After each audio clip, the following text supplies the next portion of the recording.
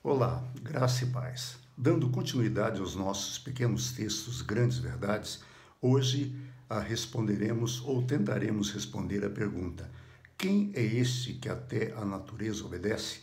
Marcos capítulo 4, versos de 31 a 45 diz: Naquele dia, ao anoitecer, disse Jesus aos seus discípulos: Vamos para o outro lado. Deixando a multidão, eles o levaram no barco, assim como estava.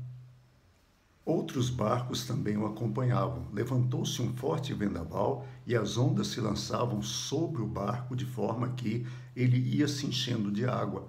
Jesus estava na polpa, dormindo com a cabeça sobre um travesseiro. Os discípulos acordaram e clamaram: Mestre, não te importas que morramos? Ele se levantou, repreendeu o vento e disse ao mar: Aquieta-te, acalme-se. O vento se aquietou e fez completa bonança. Então perguntou aos seus discípulos: Por que vocês estão com tanto medo? Ainda não têm fé?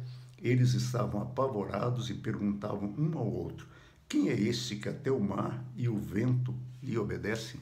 Quem é este que até o mar e o vento lhe obedecem? Esse texto que registra o milagre de Jesus, ele é interessante porque ele nos mostra algumas verdades que podemos entender dele. Primeira verdade que esse texto nos mostra: andar com Jesus implica em sair da nossa zona de conforto. Muitas vezes nós nos acomodamos e não queremos sair de onde nós estamos. Aquele lugarzinho onde a gente se sente seguro, onde nós conhecemos tudo. Algumas pessoas até brincam, Aqui é ruim, mas aqui é bom. Aqui não presta não, mas aqui eu já conheço. E andar com Jesus significa sair dessa zona de conforto. Jesus estava de um lado e ele entra no barco com seus discípulos para atravessar o barco. Segunda verdade que esse texto nos ensina: andar com Jesus não é garantia de tranquilidade e nem tampouco ausência de dificuldades e problemas. Note que Jesus estava no barco com os discípulos e veio uma grande tempestade. E a tempestade era tão grande que o barco começou a encher de água. Na minha vida, na sua vida, muitas vezes, mesmo estando com Jesus, nós vamos passar por dificuldades. E é interessante que algumas pessoas, sempre que vê alguém passando por dificuldade, perguntam: você está bem, irmão? Você não está em pecado, não? Dificuldades e problemas são parte da vida e nós precisamos entender isso. Ninguém era melhor que os discípulos. Eles estavam com Jesus dentro do barco e sobreveio uma enorme tempestade. E outra coisa que o texto nos ensina: quando os problemas e as dificuldades chegarem, faça como os discípulos. Clame desesperadamente a Jesus. Agarre na oração, como diria a Maria, amiga da Renata, Agarre mesmo na oração. É isso que você tem que fazer. Quando as dificuldades vierem, faça isso, ore, busque ao Senhor, e aí então você vai experimentar e ver os milagres que ele faz. O escritor Eugene Peterson, já falecido, ele dizia o seguinte: o desespero humano é o limite para a atuação de Deus. Quando nós estamos desesperados, nós buscamos com muita intensidade e mais, esperamos em Deus. E quando nós esperamos em Deus, Deus faz. Outra verdade que o texto nos ensina é: tenha fé. Tenha fé. Mas todo mundo tem fé. Não. Todos dizem que tem fé.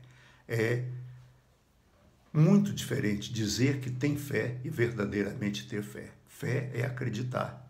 A definição de fé que nós temos está lá em Hebreus capítulo 11, verso 1, diz que fé é a certeza das coisas que se esperam e a convicção dos fatos que se não veem. Fé é certeza e fé é convicção. Precisamos ter essa fé. Muitas vezes nós não sabemos o que Deus vai fazer, nem como Ele vai fazer, mas nós temos que ter certeza de que Ele vai fazer. E, por último, no texto, nós vemos que andando com Jesus, você experimentará as maravilhas que ele faz. E o mais interessante, você vai falar: gente, quem é esse que até o mar e as ondas e os ventos lhe obedecem?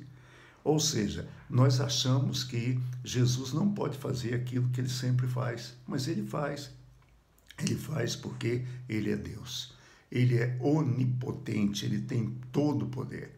E não só onipotente, ele é onisciente, ele tem todo o conhecimento, ele sabe de tudo. Por isso, nós podemos esperar, nós podemos depender, mas nós sempre seremos surpreendidos por ele. Surpreendidos por ele.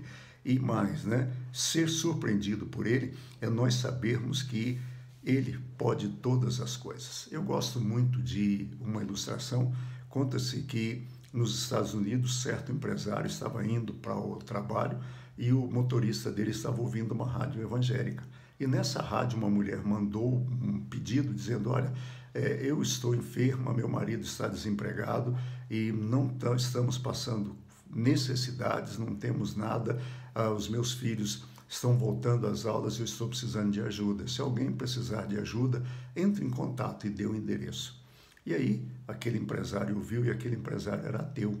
Ele chegou no seu local de trabalho e falou para o motorista, olha, compre uma cesta, compre tudo, deu muito dinheiro, compre e leve para ela.